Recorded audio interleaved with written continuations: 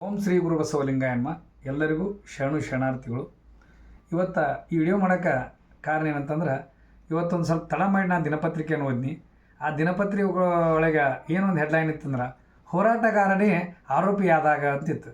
ಏನಿದು ಹೋರಾಟಗಾರರ ಹೆಂಗೆ ಆರೋಪಿ ಹಾಕಾರೋ ಅಂತೇಳಿ ಕುತೂಹಲದಿಂದ ಅದನ್ನು ಓದಿದಾಗ, ಇತ್ತೀಚೆಗೆ ನೀಟ್ ಪರೀಕ್ಷೆಯ ಒಂದು ಪ್ರಶ್ನೆ ಪತ್ರಿಕೆ ಸೋರಿಕೆ ಏನಾಗಿತ್ತು, ಆ ಸೋರಿಕೆ ಮಾಡಿದವರೊಳಗೆ ಏನು ಕಿಂಗ್ ಪಿನ್ ಅಂತಾರಲ್ಲ, ಮುಖ್ಯ ಆರೋಪಿಗಳು ಏನಿರ್ತಾರಲ್ಲ, ಅಂಥದ್ರಾಗ ಒಬ್ಬ ವಿದ್ಯಾರ್ಥಿಗಳಿಗೆ ಅನ್ಯಾಯ ಆಗೈತೆ ಅಂಥೇಳಿ ಕೋರ್ಟಿಗೆ ಮೋರೆ ಹೋಗಿದ್ದಂತೆ. ಕೋರ್ಟಿಗೆ ಅರ್ಜಿ ಸಲ್ಲಿಸಿದ್ದಂತೆ, ವಿದ್ಯಾರ್ಥಿಗಳು ನ್ಯಾಯ ಒದಗಿಸ್ಕೊಡ್ರಿ, ಈ ರೀತಿ ಪ್ರಶ್ನೆ ಪತ್ರಿಕೆ ಆದರೆ ವಿದ್ಯಾರ್ಥಿಗಳ ಭವಿಷ್ಯ ಮುಂದೇನು ಅಂತೇಳಿ ಹೋಗಿದ್ದಂತ.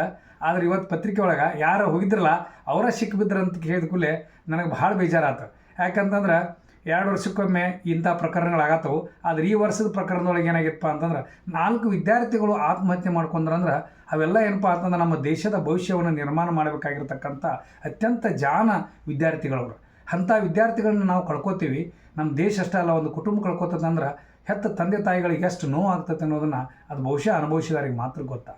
ಅದಕ್ಕೆ ಇವತ್ತಿನ ಕಾಲದೊಳಗೆ ಏನತ್ತಲ್ಲ, ಈ ರೀತಿಯಾಗಿ ಪ್ರಶ್ನೆ ಪತ್ರಿಕೆಗಳು ಇಷ್ಟು ಆಧುನಿಕ ದಿನಗಳ ಮುಂದುವರೆದ್ರೂ ಕೂಡ ಪ್ರಶ್ನೆ ಪತ್ರಿಕೆ ಹೆಂಗೆ ಸೋರಿಕೆ ಆಗತ್ತಂತಂದ್ರೆ, ಅದ್ರಾಗ ಪ್ರಶ್ನೆ ಪತ್ರಿಕೆ ತಯಾರು ಮಾಡೋರನ್ನ ಪಾಲು ಆಗತ್ತಾರ. ಅವ್ನ ರಕ್ಷಣೆ ಯಾರು ಮಾಡಬೇಕಾಗಿತ್ತು, ಅವರು ಪಾಲ್ದಾರ ಆಗತ್ತಾರ ಅಂತೇಳಿ ನಾವು ಪತ್ರಿಕೆ ಒಳಗೆ ಓದಾತವು.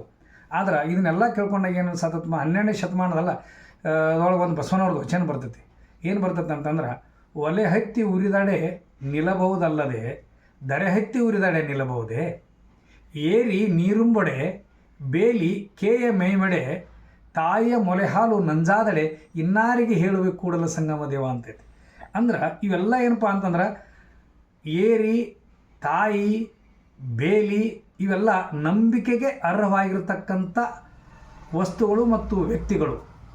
ಆದ್ರೆ ಈಗ ನಾವು ಕೇಳತ್ತವ, ಈಗ ಗಂಡನ ಮೇಂತಲೇ ಹೆಂಡತಿಗೆ ನಂಬಿಕೆ ಇರ್ತೈತಿ, ಹೆಂಡತಿ ಮೇಲೆ ಗಂಡನಿಗೆ ನಂಬಿಕೆ ಇರ್ತೈತಿ, ತಂದೆ ಮೇಲೆ ಮಗನಿಗೆ ನಂಬಿಕೆ ಇರ್ತೈತಿ, ಮಗನ ಮೇಲೆ ತಂದೆಗೆ ನಂಬಿಕೆ ಇರ್ತೈತಿ. ಇಂಥ ನಂಬಿಕೆಯೊಳಗೂ ಕೂಡ ಎಷ್ಟೋ ಪ್ರಕರಣಗಳನ್ನು ಕೇಳ್ತೇವೆ ನಾವು. ಹೆಂಡತಿಯಿಂದ ಗಂಡನ ಕೊಲೆ ಅಂತ ಕೇಳ್ತೀವಿ, ಗಂಡನಿಂದ ಹೆಂಡತಿ ಕೊಲೆ ಅಂತ ಕೇಳ್ತೀವಿ, ತಂದೆಯಿಂದ ಮಗನ ಕೊಲೆ ಅಂತ ಕೇಳ್ತೀವಿ, ಮಗನಿಂದ ತಂದೆ ಕೊಲೆ ಅಂತ ಕೇಳ್ತೀವಿ. ಇದೆಲ್ಲ ಯಾವಾಗ ಬರ್ತೈತಿ? ಕೊಲೆ ಮಾಡಿದ ಕೂಡಲೇ ಇವ್ರು ಏನು ಮಾಡಿರ್ತಾರೆ ಅಂದ್ರೆ, ಯಾರೋ ಕೊಲೆ ಮಾಡಿದಾರು, ನಮ್ಮವರು ನಾಪತ್ತೆ ಆಗಿದಾರು ಅಂತೇಳಿ ನಾವೇನು ಮಾಡ್ತೇವೆ, ಪೊಲೀಸ್ ಸ್ಟೇಷನ್ಗೆ ಹೋಗಿ ಕೊಡ್ತೀವಿ.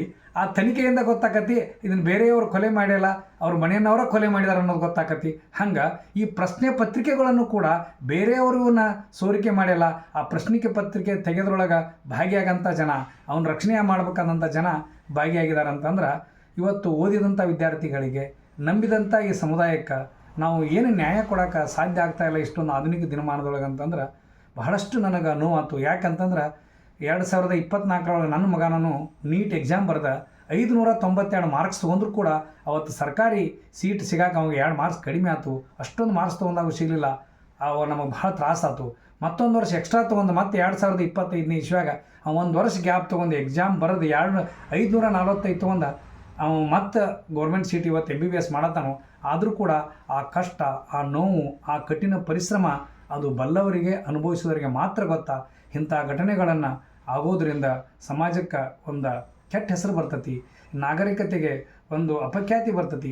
ಆದ್ದರಿಂದ ಶಿಕ್ಷಣವನ್ನು ಪಡೆದರೆ ಮಾತ್ರ ಸಾಲದು, ಶಿಕ್ಷಣದೊಂದಿಗೆ ಸಂಸ್ಕಾರ ಇರಬೇಕು ಅನ್ನುವಂಥದ್ದನ್ನು ನಮ್ಮ ಎಲ್ಲ ಭಾರತದ ಋಷಿಮುನಿಗಳು, ಸಂತರು, ಶರಣರು ಹೇಳಿದ್ದಾರೆ. ಆದ್ದರಿಂದ ಸಾಧ್ಯವಾದಷ್ಟು ನಮ್ಮ ಕಡೆಯಿಂದ ಇನ್ನೊಬ್ಬರಿಗೆ ತೊಂದರೆ ಆಗಬಾರ್ದು, ಇನ್ನೊಬ್ಬರಿಗೆ ಕೆಟ್ಟದಾಗಬಾರ್ದು ಅನ್ನುವಂಗೆ ನಾವು ನಡೆನುಡಿಯನ್ನು ಸಾಧ್ಯ ಇದ್ದಷ್ಟು, ಸುಂದರಿ ಅಲ್ಲದಿದ್ದರೂ ಸುಂದರಿಯರ ಸಾಲಿನಲ್ಲಿ ಕೊನೆಯೊಳಗಾದರೂ ನಿಲ್ಲುತ್ತೇನೆ ಎಂಬ ಒಂದು ಛಲದಿಂದ ನಾವು ಏನು ಮಾಡಬೇಕಾಗಿತ್ತು ಅಂತಂದ್ರೆ, ಒಳ್ಳೆಯವರಾಗಿ ಬದುಕೋಣ, ಒಳ್ಳೆಯವರಾಗಿ ನಡೆಯೋಣ ಅಂತ ಹೇಳ್ತಾ ಇವತ್ತಿನ ಒಂದು ಅನಿಸಿಕೆಯನ್ನು ತಮ್ಮ ಮುಂದೆ ವ್ಯಕ್ತಪಡಿಸ್ಬೇಕು ಅನಿಸ್ತು ನನಗೆ. ಎಲ್ಲರಿಗೂ ಶರಣು ಶರಣಾರ್ಥಿಗಳು.